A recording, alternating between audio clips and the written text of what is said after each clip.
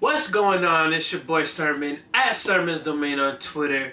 By now, we all know how the DJ Khaled formula works in this day and age. He turns to social media, he starts teasing that he's going to announce his next album title as well as drop his first single. It's always like a combination for him.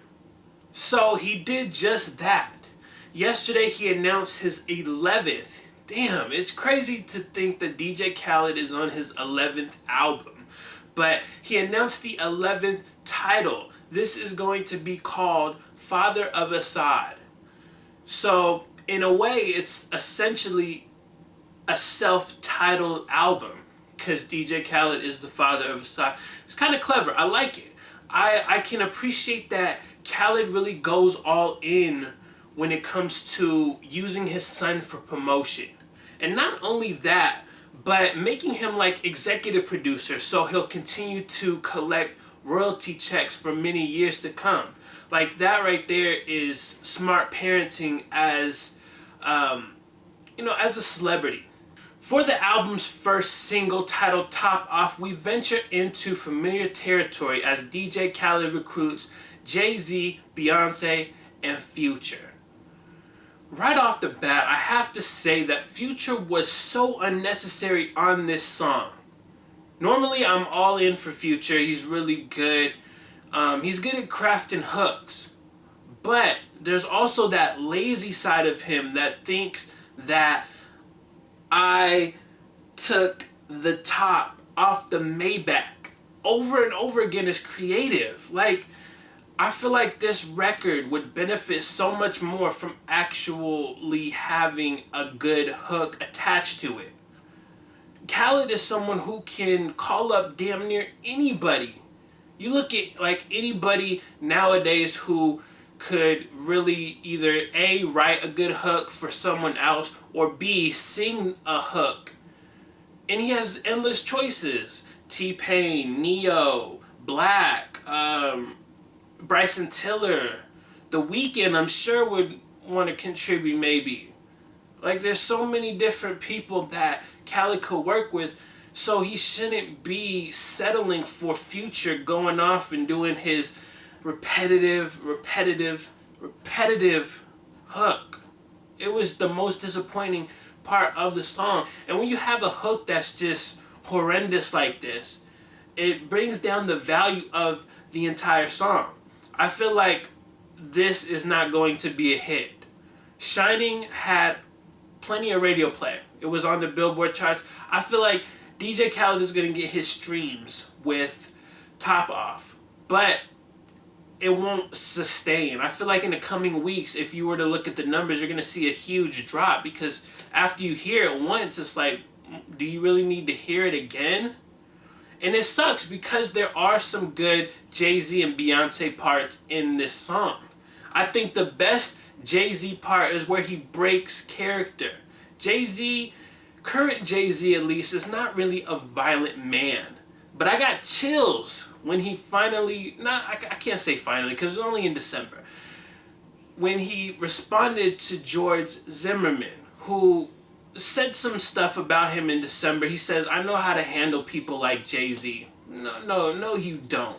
He's just an arrogant, cocky idiot, really. So Jay-Z fired back, and he said, meanwhile, Georgie Porgy sitting and sending me threats. Save your breath, you couldn't beat a flight of steps. Try that shit with the grown man. I'll kill that fuckboy with my own hand and hop back in the coop. Woo, woo. That is a hard line. I've never heard Jay-Z like really get like at your throat like that. He's thrown a lot of subliminals in this time, but this one is like clear cut. I'll kill that fuckboy with my own hand. I won't even hire nobody to do it. I'll do it myself. That is ruthless. And I like that Jay-Z is in a position where he could say stuff like that and it really feels like threatening. I'm sure George Zimmerman will try to capitalize off of it, but I think the message is clear. You're definitely not going to get anywhere near Jay-Z unless Jay-Z wants you to. And in that case, you better run because Jay-Z definitely has it out for you. I like that in the case of Jay-Z and Beyonce, whenever they pop up with a new guest feature, it's like they have something to say. They're not running to social media or talking to various publications about issues going on. No, they address it in the music. George Zimmerman, like I just said. And then Beyonce uses her verse to fire off a couple more shots. I mean, there's one where she uses the top two and I ain't two line, and people think that might be a shot at Drake. I don't think so. I think this is more of like she liked the line, so she's saying that. I don't feel like Drake and Beyonce are really in like the same lane. At least I don't think that. I mean, in the context of music, they're always gonna be in the same, bracket. But I look at them like they're two very different artists. So I don't know why Beyonce would be throwing a shot at Drake anyway. It just feels like it's it's long removed. If Jay-Z and Drake still have their issues, that's fine. But it's kind of like Beyonce would be throwing herself into it for what purpose, really?